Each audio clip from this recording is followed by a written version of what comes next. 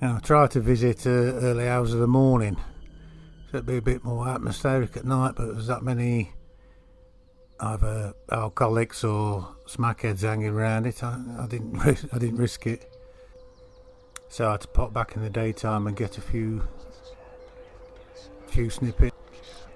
Now, the legend of Molly Leigh is well known in Stoke-on-Trent, and a strangely aligned grave and tombstone can still be seen to this day.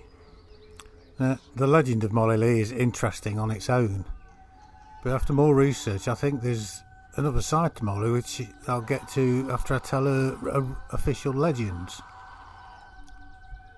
The grave of Molly Leigh. She was a witch of Burslem and at St John's Church in Stoke-on-Trent. Now, this old rhyme as shown on screen is well known in Stoke-on-Trent. Apparently the verse is supposed to be recited on Halloween while skipping 3 times around the grave in St John's churchyard, a kind of dare sort of rite of passage for the kids. And it reminded me of the invocation of Bloody Mary. But unlike Bloody Mary, Molly Leigh was a real person, and this is her actual grave, and it's aligned north-south rather than east-west like most others in the churchyard. Why? Now, Molly was born in 1685 in a small cottage on the outskirts of Burslem, part of the Potteries. And apparently the cottage where she lived her whole life was still there in 1844 before it was demolished. Now, according to the legend, poor Molly was very ugly, and she was due to her catching smallpox at a young age, leaving her face pox marks, and this led to her being shunned and being a bit of a loner. Now, according to local folklore, Molly was a strange and very advanced child. She had an adult mind from birth. Nowadays we'd call her gifted, but it was a bit different back then, especially being a woman. She's also rumoured to have shunned her mother's milk in favour of that of the cow, which she suckled from directly. In them days, you could have seen her as an indication of a changeling, a fairy or troll, an infant left in place of a human, and she seemed to have developed a vicious temper as she grew older, possibly due to the way she was treated. Now, Molly would walk into town when older with hay, straw and milk from her farmstead, which she'd sell on the streets of Burslem, but people often complained that the milk was watered down, and by all accounts it seemed there was a general dislike of Molly. It seems her only friend was a bird, as the story goes. Probably a member of the corvid family, like a crow or something. And it became her constant companion, who would come to her call and often perched on her shoulder, and apparently lived in a hawthorn bush just outside of a cottage. The bush never seemed to blossom, people said, and this was taken as some kind of omen. She's pretty much living a fairy tale character with a blackbird instead of a cat. And then in 1746, the Reverend Thomas Spencer quoted publicly that Molly Leigh had not attended church like other good Christians should. Indeed, she refused to do so. Now, allegedly, Parson Spencer was a bit of a drinker, frequenting the local tavern regularly. And one day, soon after his pronouncement, according to the Reverend who was drinking there at the time, he saw Molly Leigh's blackbird land on the sign outside the pub. And the instant it did so, all the ale in the place is said to have turned sour, and the customers were struck down with terrible pains. Parson Spencer was bedridden for 3 weeks, as he could not sober up.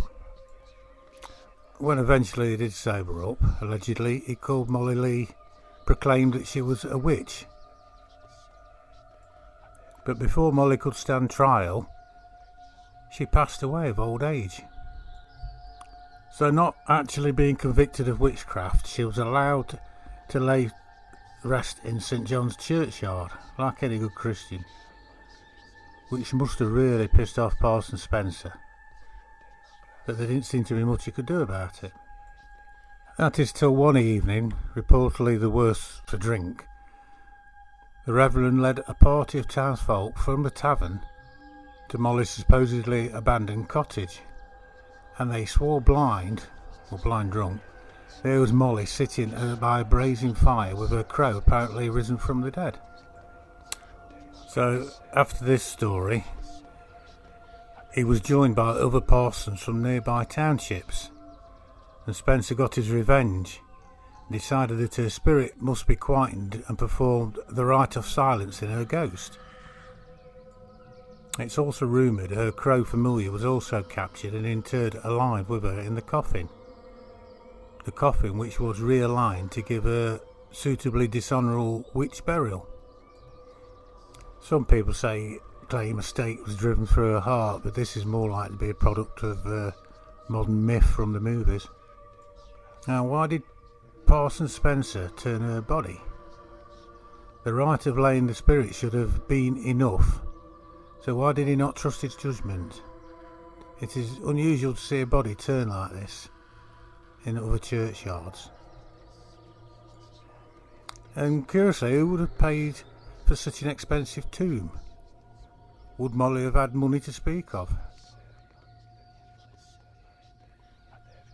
Apparently the Pagan Association offered to pay for the railings round the grave, an offer that the Council of Church of England didn't know how to react to, so it never happened.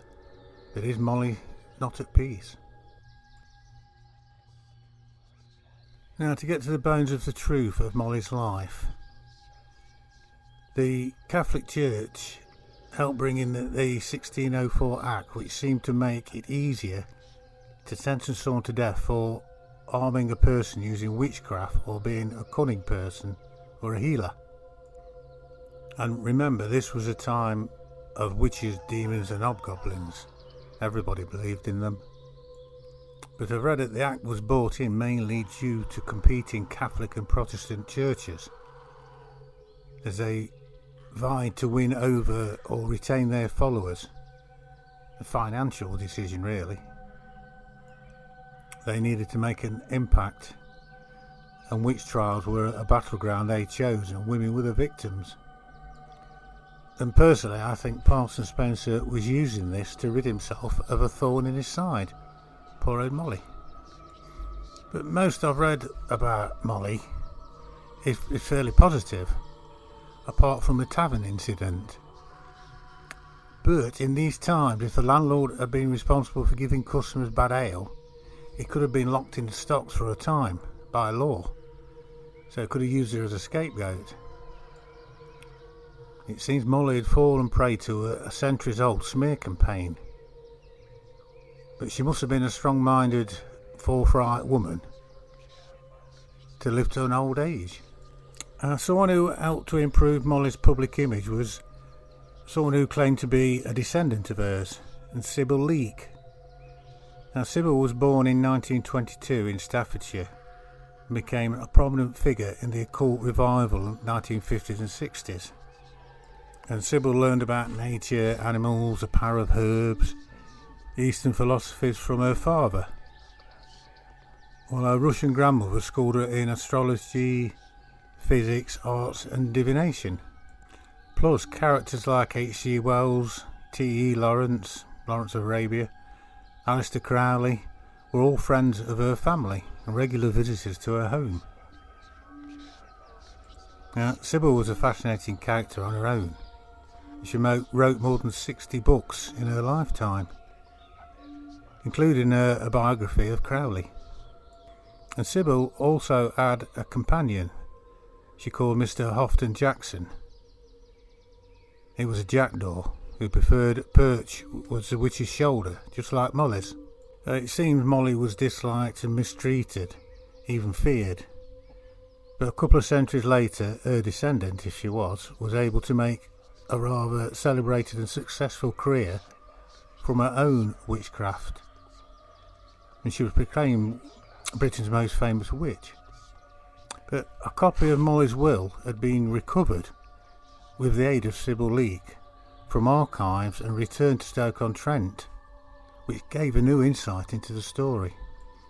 The document revealed a successful and strong-minded businesswoman who was actually a benefactor to the church and the poor of Burslem. And Molly was actually a wealthy woman. Her parents were a dairy farming couple, and she inherited their land and livestock. Molly also mentions other relatives in wills, so was not the lonely soul she'd been depicted as. And it seems Molly Leigh was Stoke-on-Trent's first feminine icon, because she set aside money to create what was Burslem's first women's shelter. And if Molly Leigh was a wicked witch who terrorised the good people, even from beyond the grave, why did she leave money for the poor in her last will and testament? Wouldn't have made sense. To me, the real villain is Reverend Spencer. He seemed responsible for the townsfolk's prejudice, who was the source of her misery, and he was complicit in the desecration of her grave.